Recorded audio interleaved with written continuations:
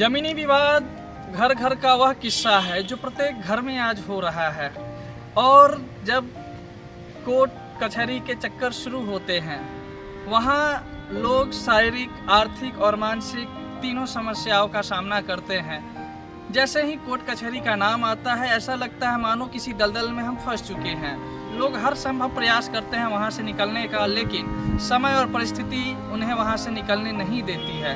तो आइए हम देखते हैं कि एक विवाद जो घर से शुरू होकर के कोर्ट कचहरी जाते के बाद कैसा रूप लेता है और उसमें क्या क्या दिक्कतें आती हैं।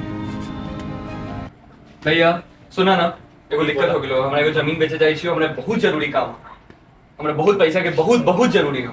ठीक है, तो तू अपना बंटवारा कर ला, उसका बेच लिया। देखा भैया, प्रेम से समझा रहल छियो, यही सब चाल से हमरा बहुत गुस्सा आवे छो। तू जब बेटी के बियाह कहला था, तू जमीन बेचला था, बंटवारा कहां गेलो? तू हमरा से हमरे बेटी ने तोरा बंटवारा सुझै छो। देखा आवाज नहीं सुना नहीं, हमरे बेटी ने बंटवारा सुझै छो। जब अच्छी जरूरत पड़ली तब बेच ली। तो हमरा की जरूरत है तो हमहू बेचम। तोरा सबके खियली फसली कहां गेलक? हां, तो कहां गेला तू जाना? ओहे में कहे जो कि हमरा का खिलावा पोसा इसलिए ओहे में से तोरा सबके पाल पोस करके बड़ा कर ली। सुना उतना हमरा सामने डीलिंग ना था। हमरा पैसा के जरूरत है, हमरा जमीन बेचे के है, तोरा पैसा चाहिए, तोरा जरूरत है, हम जमीन जाइए बेचे, जे करे के हो तो कर लिया, बंटवारा करा, बेच लिया। ठीक है, मैं देखा हमरा दिमाग मत खराब ज्यादा बदतमीजी ना करो। आई तक चुप रह लिया लगी हमारी दशा है। ज्यादा आई तक चुप रह लिया लगी हमारी दशा है। भैया देखिए, हम ज्यादा लोग छोटे वक्त हैं, इसका मतलब ये नहीं कि हम लोग दब करके रहेंगे। आप गलत कर रहे हैं भैया। देखा हमरा सबके बीच में हमारे दो भाई के बात था। दीदी आप कैसे नहीं बोलेंगे? सब आपका सिखाया धरा ही तो है। नहीं तो गए थे हमारे देवर तो। दीदी आपसे तो ये उम्मीद नहीं थी, कम से कम हमें तो लगा कि आप हमें अपनी छोटी बहन की जैसे मानती हैं। कल की आई हमसे ऐसे बात कर रही है, देखिए तो जी। कोकिला नाम है हमारा, किला तो हम ही फतह करेंगे चाहे कुछ भी हो। देवरानी जी, हमारा नाम भी कोमलिका है, कोमलिका, और कोमलिका की काया से कोई नहीं बच पाया है। तो जैसा कि आप लोगों ने देखा, एक छोटा सा मुद्दा, चूँकि छोटे भाई को कुछ जरूरी काम थे, उन्हें किसी ज़मीन को बेच करके अपना नया धंधा शुरू करना था, लेकिन यह विवाद कितना रौद्र रूप ले रहा है वो आप लोगों के सामने है। लेकिन ये यहाँ पे इसका समाधान न हो पाने के कारण वो लोग कोर्ट के ओर बढ़ते हैं।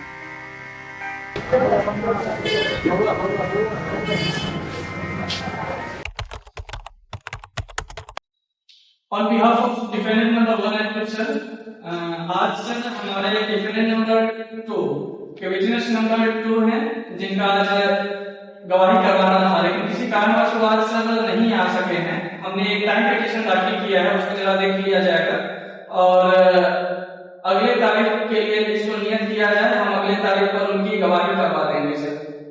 ठीक है, अभी तो मैं डेट दे रहा हूँ, लेकिन उसके बाद चांस नहीं मिलेगा, इसलिए अगले डेट दिया जाएगा। लोग जल्दीबाजी में कोर्ट आ तो जाते हैं, लेकिन यहाँ आने के बाद वो शारीरिक, मानसिक और आर्थिक तीनों समस्याओं से गुजरते हैं। आदमी कोर्ट कचहरी के चक्कर लगाता है, तब उसे समझ में आता है कि वह एक ऐसे दलदल में फंस चुका है जहाँ से निकलने का प्रयास तो वह करता है, लेकिन समय और परिस्थिति उसे यहाँ से निकलने नहीं देती है। देखिए कैसे छोटा भाई बेचैन होकर के इस चीज से, अपने समस्याओं के निवारण के लिए वो निकलना चाह रहा है, लेकिन फिर भी वह इसका समाधान नहीं पा रहा है। इसी बीच उनकी मुलाकात एक वकील साहब से होती है और आगे वो उन्हें मध्यस्थता के बारे में जानकारी देते हैं। क्या हुआ भाई? भैया मेरे साथ बहुत बड़ा समस्या हो गया है भैया। क्या हुआ?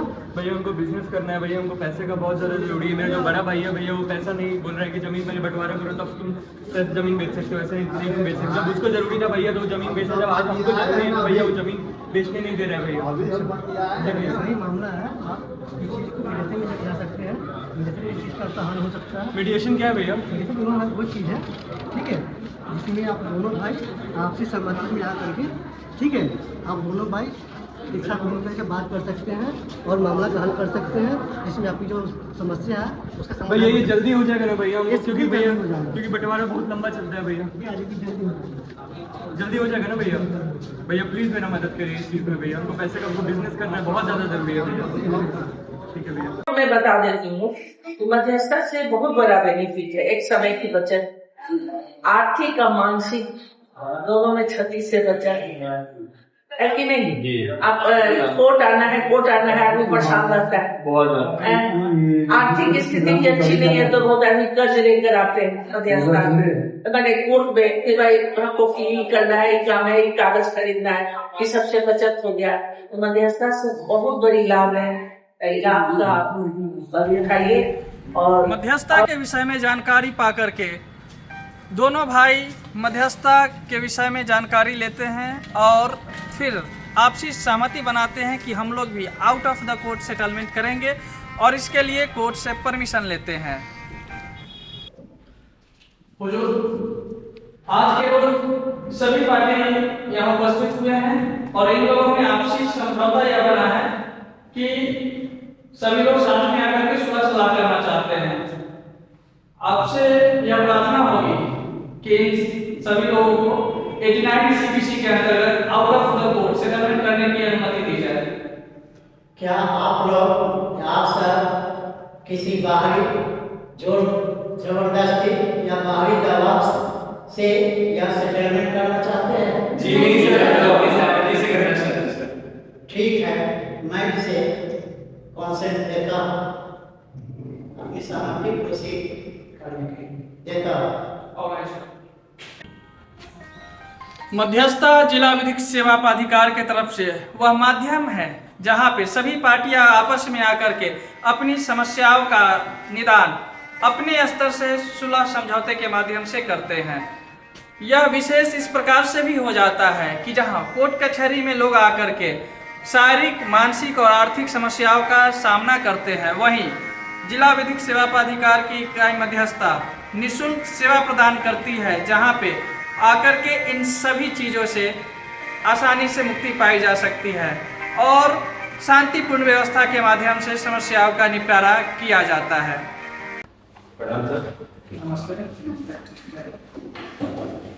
जी, आपका शुभ नाम? मैं रमेश बड़ा होकर का। आप एक किराना पत्नी हैं। अच्छा रमेश जी, ये बताइए कि इस विवाद का शुरुआत कैसे हुआ था? ये देखिए, दरअसल क्या है कि शुरुआती दौर से हम दोनों भाइयों में बहुत ज़्यादा चल रही थी, बहुत अच्छे संबंध थे। बीच में उनके दोस्तों ने क्या समझाया क्या बुझाया नहीं पता, लेकिन वो जमीन की मांग कर रहा है। मैंने कहा कि बंटवारा कर लो, फिर उसका जमीन बंटवारा करके फिर ले लो, जो तुम्हें प्रॉब्लम है, किसी चीज़ की प्रॉब्लम है मैं कर दो। तो नहीं, वो जिद पे उतरा हुआ है कि मुझे बंटवारा क्यों आप कराया है, क्यों नहीं, बिना बंटवारा के उसे जमीन चाहिए। अच्छा, ऐसी बात है। जमीन तो बंटवारा से ही मिलेगा, लेकिन असल मुद्दा सिर्फ इसी चीज़ को लेकर के है या कुछ और भी है? जो भी है आप सच बताएंगे तभी हम इस चीज़ का समाधान कर पाएंगे। दरअसल यही बात है कि उसे जमीन चाहिए। जी, उनके दोस्तों ने मुझे नहीं लगता कुछ बोला होगा। उनकी वाइफ जब से आई है उन्हें काम करती रहती है और बीच में स्टार्टिंग सब कुछ यही संभाल रहे थे। फिर हमारी बेटी की शादी हुई तो उसे लगता है कि उन्हें जमीन बेच करके की है। अच्छा, शुरुआती दौर से घर आपकी संभाल रहे थे? बीच में जमीन भी एक बिकी थी, उसमें हमने सारी चीज़ों को देखभाल किया, छोटे को देखभाल किया, सारी चीज़ फैमिली को देखना जी। और कोई समस्या है तो खुल के बतलाइए तभी हम आपकी सहायता कर पाएंगे। ज़्यादा समस्या नहीं है। छोटा भाई तो जमीन मांग ही रहा था, छोटी बहन को भी क्या हो गया है तो वो भी जमीन मांगने के लिए जोर दे रही है ज़्यादा। अच्छा, इन्हीं के इन्फ्लुएंस में आकर होगी? हमें तो लगता है कि इन्हीं के इन्फ्लुएंस में आकर। अच्छा, कोई बात नहीं है। मैं उन लोगों से बात करके फिर आपको मैं बुलाता हूँ और फिर अंतिम निष्कर्ष देखते हैं कि क्या हो सकता है। बहुत बहुत धन्यवाद। तब तक बाहर बैठा था। ठीक है, धन्यवाद। मुझे सिर्फ मेरे ये कंसर्न था आपसे कि जो बड़े भाई हैं वो अभी मुझे पैसे को बहुत ज़्यादा ज़रूरत है, कुछ काम आ गया है बिजनेस रिलेटेड। तो सर उनका ये कंसर्न है कि आप बंटवारा करेंगे, हम आपको जमीन बेचने नहीं देंगे। तो सर जब उनको बेटी का शादी करना था तो ऐसा प्रस्ताव मेरे सामने नहीं रखे थे, वो अपने मन से वो जमीन बेच दिए थे। आज उनका कहना है कि अगर पहले बंटवारा करो, मैं तुम जमीन नहीं बेच सकते हो, वो उसमें रोक लगा है। और सर मेरे को बहुत ज़्यादा ज़रूरत है, इमीडिएटली उनको पैसा चाहिए। अच्छा, तो इन मैटर्स का शुरुआत इन्हीं चीज़ों के लिए है बस? या और कोई समस्या है तो खुल करके बतलाइए। और कोई समस्या नहीं है सर, बस मेरे इस समस्या का समाधान हो जाएगा तो फिर उनको दिक्कत नहीं। क्या करना है मैम आपको? मेरा भी यही कहना है सर, जो ये बोल रहा है एकदम सही बोल रहा है। वो बड़े हैं, वो अपने हिसाब से जो करे, लेकिन उन्हें कम से कम हमारे ऊपर दबाव नहीं बनाना चाहिए। उन पे जब हम लोग चाहते हैं बोलने वो ऐसे बात करते हैं जैसे कि क्या बताएं आपको। माना सर कि वो शुरू से ही घर परिवार चलाता है, लेकिन हम भी तो घर में रह रहे हैं, हमारी भी तो चीजें हैं, हमारी भी तो जिम्मेदारियां हैं, लेकिन वो ये सर बात आपके सामने बहुत कुछ होते हुए देखते लेकिन चुप हो जाते हैं। चलिए कोई बात नहीं है, हम उनसे बातचीत करके इसका निष्कर्ष निकालने की कोशिश करते हैं। और रही बात तो पारिवारिक स्थिति में थोड़ा बहुत रहना है तो थोड़ा बहुत होता है मैनेज करेंगे सर। चुप थे तभी तो दसा हो गया ना सर। कोई बात नहीं, इंसान चुप रहेगा। कोई बात नहीं है, मैं उनसे बातचीत चीज़ का करता लिमिट हूँ। होता है। जो जमीन बिक चुकी है उसकी तो रिकवरी नहीं हो सकती है, लेकिन बाकी जो जमीनें हैं उसमें से मैं उनको कहूँगा कि जितना जमीन वो बेच चुके हैं, बेचे हुए जमीन की मात्रा में जो 30% होगा वो जो है वो आपको प्रोवाइड करवा दें, क्योंकि अगर आगे था तो रिस्पॉन्सिबिलिटी आपकी भी थी, उन पर उन्होंने एक्सपीरियंस किया है, वो अलग बात है। लेकिन फिर भी मैं उनसे कहूँगा कि वो 30% आपको प्रोवाइड कर दे और आगे जो है वो इसी चीज़ पे मैनेज कर लिया जाए। आपके साथ बहुत बड़ा उपकार है। चलिए ठीक है सर, मैं इसी चीज़ के लिए यहाँ बैठा हूँ भाई, प्रेजेंट जी। आपका शुभ नाम? मेरा नाम सुरेश है। प्रमीला जी, ये जो विवाद अभी चल रहा है तो ये अभी किस तरीके से इसकी शुरुआत हुई और ये मतलब कैसे स्टार्ट हुआ इस चीज़ की? सर वो बड़े भाई जो है हमारे, उन्होंने कुछ प्रॉपर्टी बेच दी थी, तो वो बंटवारा से पहले बात बेच दी थी, तो इसकी वजह से हम लोग चाहते हैं कि हमारा प्रॉपर्टी का अच्छे से बंटवारा हो जाए। तो इसे छोटे भाई की बात है, लेकिन मुझे अभी कुछ प्रॉपर्टी में कुछ इंटरेस्ट नहीं है, तो हमारा मुझे कुछ नहीं चाहिए उसमें। ठीक है, आपका सर क्या कहना है इस विषय में? मैं तो थोड़ा सा ये दोस्तों के बखारे में आके थोड़ा सा हो गया था, लेकिन हमको जैसे ही अपने आप में सोचे भी आया तो हमारे भी दो बहने हैं। बिल्कुल सर। तो इस हिसाब से हमको भी तो उसमें देना पड़ सकता है, तो हमको लोग का कंफर्म सोच रहे हैं जो हमारा जैसे मान प्रतिष्ठा पॉकेट था बस वैसे ही बना रहे।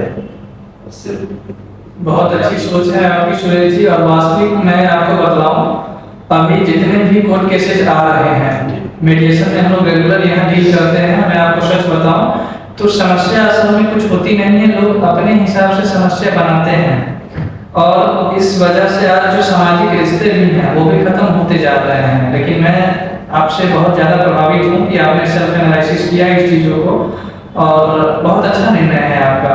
चलिए, जब आप सभी लोगों की आपसी सहमति है तो फिर एक सुलहनामा तैयार करते हैं और इसको प्रोसीड करते हैं। चलिए ठीक है, जब सभी लोगों की आपसी सहमति हो ही गई है तो मैं इस निर्णय में पहुंचा हूं कि आपने शुरुआती दौर में भले ही जो कुछ भी किया है तो पारिवारिक जवाबदेही भी थी, लेकिन अगर किसी तरीके का कोई शंका संदेह न हो, इसलिए उसमें से ज़्यादा नहीं, कम से कम आप 30% जो है वो आप इनको शेयर प्रोवाइड करेंगे, क्योंकि आपने खुद से एडमिट किया है कि आपकी बेटी का शादी था, आपने खर्च किया है, भले ही आपने पारिवारिक जिम्मेदारी निभाया है। चलिए ठीक है, 70% इसलिए आपको उसमें रिबेट दिया जा रहा है, लेकिन 30% आप इनको प्रोवाइड करेंगे।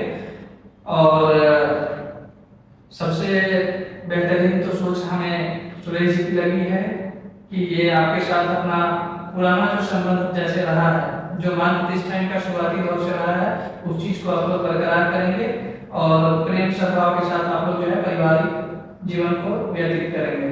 इन्हीं के साथ ये सुलहनामा तैयार हुआ है, सभी लोग जो है अपना हस्ताक्षर कर देंगे और आगे अपना कंटिन्यू करेंगे।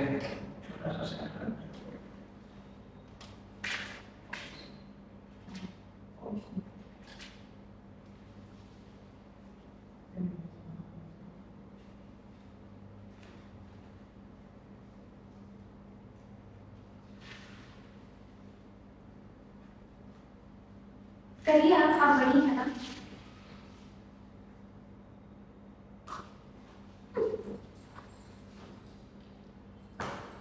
चलिए, धन्यवाद सभी लोगों को। आप लोग नए शुरुआत करें। Thank you.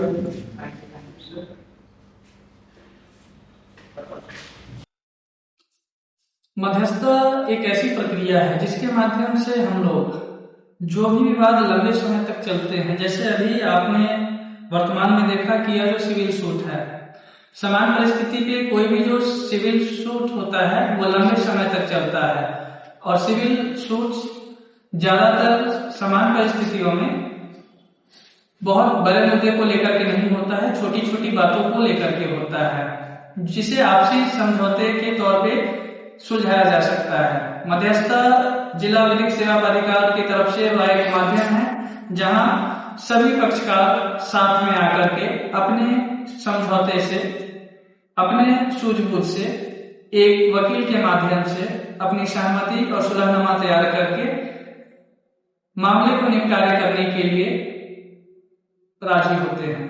तो दोस्तों, जिंदगी अनमोल है, इसे मामले लड़ने में व्यर्थ ना गवाएं।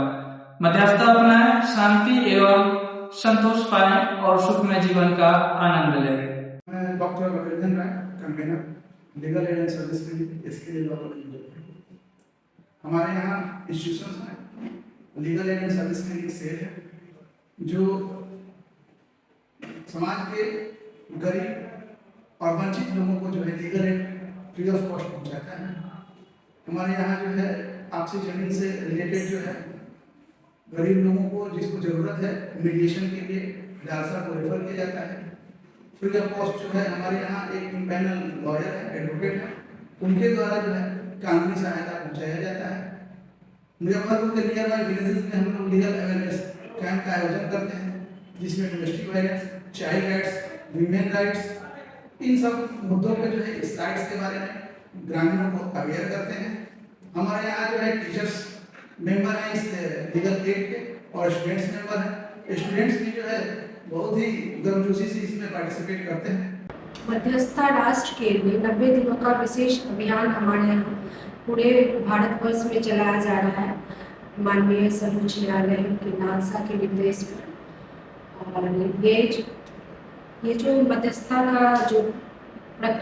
की जो प्रक्रिया होती है वो बहुत ही सरल प्रक्रिया है।